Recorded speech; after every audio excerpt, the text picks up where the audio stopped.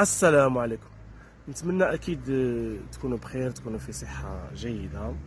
جيتكم اليوم بواحد الفيديو جديد، نتحدث على ظاهره الرد على الائمه في السوشيال ميديا.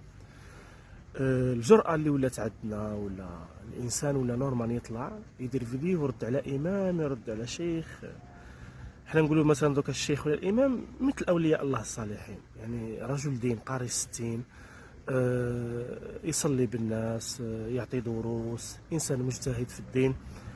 يعني اليوم حتى لو يجبد اسمك تخاف ترد عليه، تخاف فمك يعواج ولا تعوق، ولا لانه رجل دين. يعني حرام عليك انك تطلع اليوم وترد عليه، حرام. تعرفوا واش معناتها حرام؟ حرام عليك، يعني كتبت سيئه لراسك. هذه هي. باش اليوم انا نخرج نطلع نرد على شيخ ولا امام، ماناش في نفس المقام.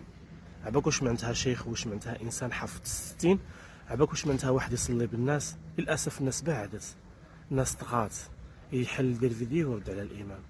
انت شكون يا فازو باش تردي على الامام؟ انت سيكي.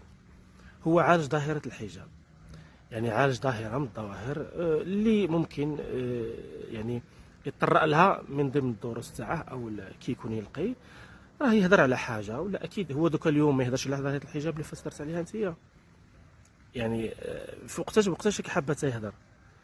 يعني يعطيك عده باش يعني يخلي 3 شهور تفوت عاد يهضر. يعني هو اذا كان عنده موضوع درس ولا موضوع فيه الحجاب، يعني ما يهضرش عليه. لو فات انت هضرت عليه يتسنى حتى ينسيك، ويعني هكا باش يتفاداك. هكا علمونا والدينا ان نردوا على الائمه، ونردوا على الشيوخ، ونردوا على الناس الدين. عباك باللي عيب، حرام حرام حرام حرام اليوم تطلع وترد على امام.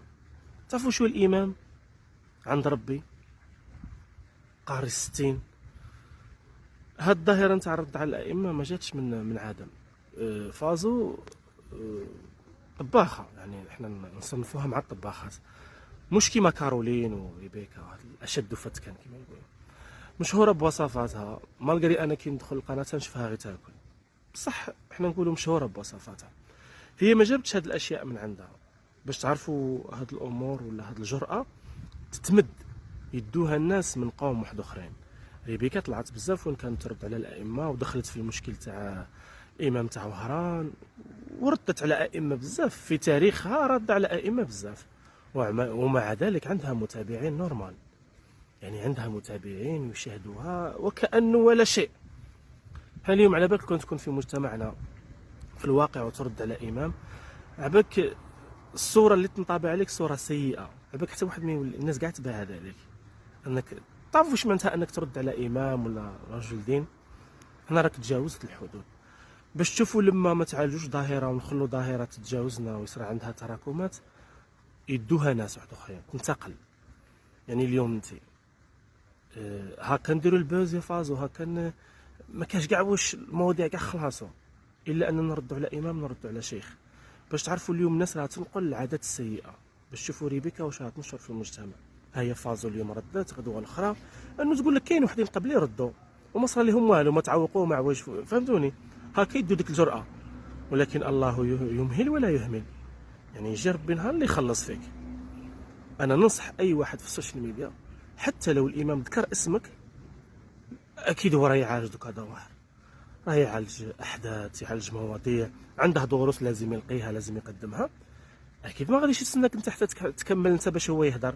اكيد هو لازم يهدر لانه في صدد تحدث للشعب او الناس، يعطيهم دروس. كاين دروس لازم يقدمها في الساعه، وراكم تشوفوا السوشيال ميديا واش صار فيها من فساد ومن فسق ومن اشياء كثيره. انا ننصح المتابعين تاعي صانعي محتوى ممكن يشوفوني، حتى لو امام جبد اسمك ما تردش عليه، لانه راح تخلصها غاليه، لانك رديت على رجل دين، انسان يصلي بالناس. راك رديت على كي شغل اولياء الله الصالحين. حنا كي نبغوا نرقوا لما نمشوا نراقي، كي نبغوا مثلا يدعي معانا نمشوا لهذاك الامام نقول ادعي معانا. يعني تخيلوا انت تجي الجامع ولا تحل الفيديو ترد. يعني انا في بلاصتك يا فازو خجلت. كنتي ما ترديش، شرط تردي، يعني شرط الانسان يرد. هو ديجا ما جبدش اسمك، قال ظاهره من الظواهر انت تحدثت عليها وتحدثوا عليها الاف الناس، مش غير انت نوعا ما استهزأتي وقلتي كنت مزعق. ولا هو خرج رد لانه رجل دين لازم يعالج هذه القضايا في المجتمع، ولكن ما نخرجوش حنا نردوا عليه. ما تكونش عندنا كاع هذه الجرأة حتى الانسان يولي وقح. عيب وعار ان نردوا على امام في مجتمعنا. اليوم الامام اللي هكا مكانته ما ولاتش للاسف. كاع حنا القيم استغنينا عليها، كاع بزاف صوالح صايب جينا غير تسامحنا في بزاف صوالح مشينا للامام. باش تعرفوا مخاطر السوشيال ميديا واش هي، انك تفتح كاميرا وترد على امام. ان شاء الله تكون رسالتي وصلت. ان شاء الله هاد الظاهره ما تعاودش تكرر، واذا تكررت لازم تحاربوها.